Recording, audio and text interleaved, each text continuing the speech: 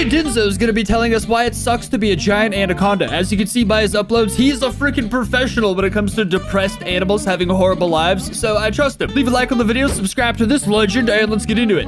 Okay, the first frame of this video is what I could assume is a baby snake popping out of a lady snake's hoo-ha. This is already horrifying, bro. You slip into life from the comfort of your mother's body, or alive into the dense, warm, humid air of the Amazon. Side note, that's so gross we come out of our mom's butts. Evolution needs a new way. Your mom leaves you the moment she pushes you out, not seeing the difference between giving birth and pooping. You and your siblings scatter in all directions, and the jungle doesn't care that you're new here. He was a great sibling anyway. At the moment, you're only a couple of feet long, and honestly, kinda cute. Jaguars, caimans, and even large birds would find a meal like you irresistible, but you know how to disappear. In the river, you blend in with the brown, murky current, slipping unnoticed beneath the surface. It feels almost fun, but playing in the water makes you hungry, so it's time to get serious. Your senses, though still developing, are already sharp enough to pick up movement in the water. Whoa! You notice a small fish darting by, a perfect target. You freeze, letting the current carry you, getting closer and closer. Your jaws clamp down with shocking speed, and your first kill is yours. It's a tiny victory, but a victory nonetheless, the first of many. You want to grow fast. Out here, survival is all about getting big, strong, and sneaky. Speaking of sneaky, have you noticed your skin yet? Look at that, a beautifully patterned mix of green and brown, nature's perfect camouflage. Whether you're slinking through the murky water or blending into the dense underbrush, no one can see you coming. You're practically invisible. That's your first real advantage in this wild place. The casuality of these animals is absolute peak humor. I'm not laughing, but it's funny. It's not much now, but it'll come in handy once you're ready to hunt something a little more challenging. For now, though, you stick to the basics. You spend your days slithering through the rivers and swamps, mostly keeping to the water where you feel safe. Your eyes and nostrils stay just above the surface as you gently slide through, waiting for an unsuspecting snack to wander a little too close. As you rest just below the surface, you spot a tasty target, a small rodent, foolish enough to venture right up to the water's edge. You wait, patiently, and then you strike with lightning speed, wrapping your coils around it, squeezing tight until it's over. Dinner served. I used to feel so bad watching animals get eaten by snakes. This is kind of nice. It reminds me that they're babies too. You've entered the juvenile phase of your life and things are starting to get interesting. You're bigger now, faster and stronger. And your prey? Well, you've moved up in the world. Small frogs and fish just don't cut it anymore. Now you've got your eyes on something more substantial. Sea turtles? Capybaras. Yeah, the world's largest rodents on your menu now. Whew, that was close. But don't get cocky just yet. You're still not the biggest predator out here. There are jaguars, caimans, and other anacondas that would love to make a meal out of you if they get the chance. You gotta stay sharp and use your camouflage to your advantage. Oh wait, it's a caiman basking on the riverbank. It's not huge, probably a juvenile like you, but it's still a risky move. You think about it for a moment, weighing your options. Should you go for it? Could be your first big test as a hunter. Why not? You slink into the water, sliding gently toward the caiman with the grace of a shadow. Your muscles coil, ready to strike, and it wasn't as tough as I thought. Oh, damn. That's your first taste of success as a true predator, but let's not get ahead of ourselves. Not every day's a win. There are days when your prey outsmarts you, like that one time you tried to take down a capybara but ended up being dragged halfway across the river before it managed to escape. Yeah, that wasn't your finest moment, but don't worry, no one saw that. The good news is you're still growing, and with every meal you get a little bigger, a little stronger, and a little wiser. By the time you're fully into your juvenile phase, the jungle doesn't feel quite as intimidating anymore. I'm gonna be honest, this life already seems pretty great. I don't see the downside. I guess we're only like 1/3 or halfway into the video. It's probably gonna get pretty crappy from here. Sure, there are still big predators out there, but you're doesn't seem so bad. Chain and fast.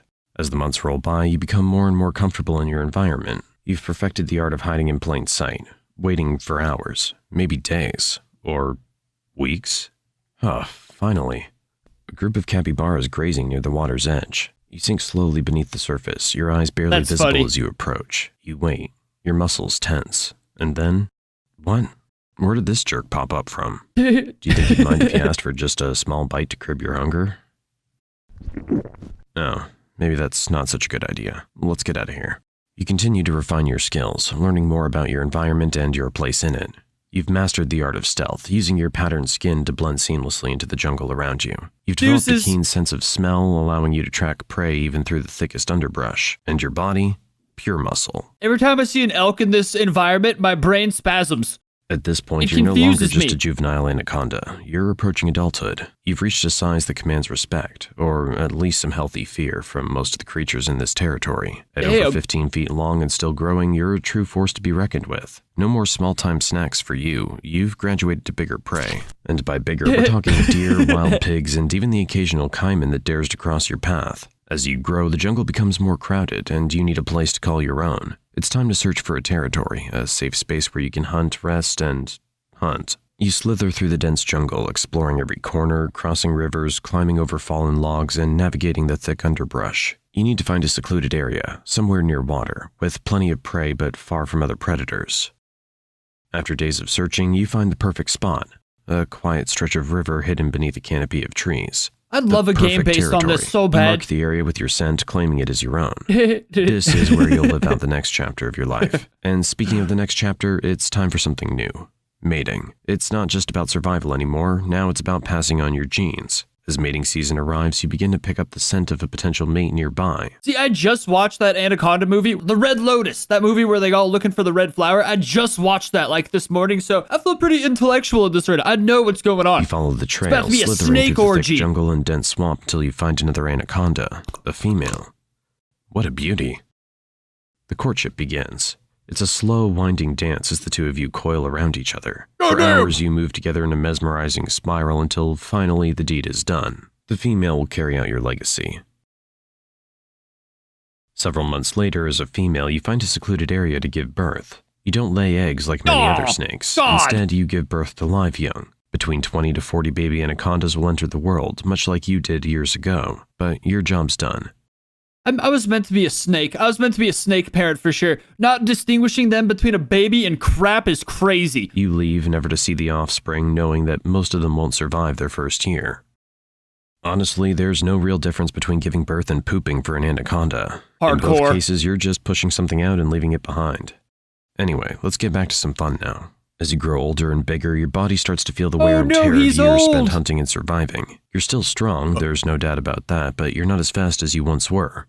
The youthful energy that once fueled your every hunt is starting to fade, and you find yourself needing to be a little more strategic with your moves. As you lie submerged in the cool waters of a river, you sense something moving nearby.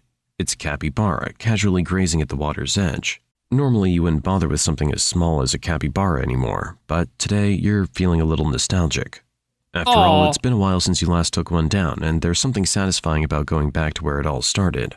You wait, watching, your body completely still beneath the water's surface. The capybara inches closer, oblivious to the danger lurking just beneath its feet. And then, in a flash, you strike. Your coils wrap around the capybara in an instant, and within moments, it's over. You've still got it. But as you swallow your meal, you can't help but notice that it's not quite as satisfying as it used to be. Sure, the thrill of the hunt is still there, but something's changed. You've grown, not just physically, but mentally. One day, as you stalk a young deer near the water's edge, you sense that something's different. Your muscles coil, ready to strike, but just as you lunge, something goes wrong. The deer senses you at the last second and bolts. You try to chase, but your body doesn't move as quickly as it used to. You miss. The deer escapes.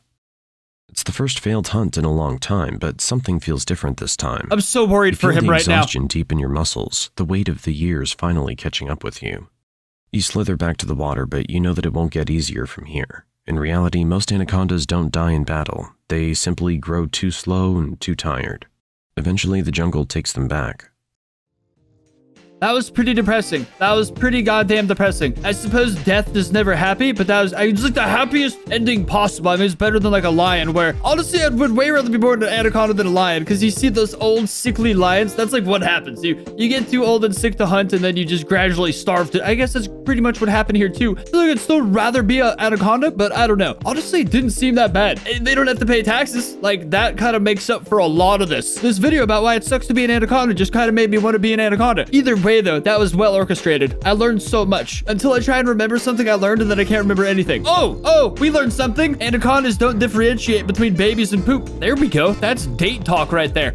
Either way though, leave a like if you guys stuck through to the end. Thanks for watching. Make sure to subscribe to Dinzo for actually making that beautiful piece of art, and I'll see you next time.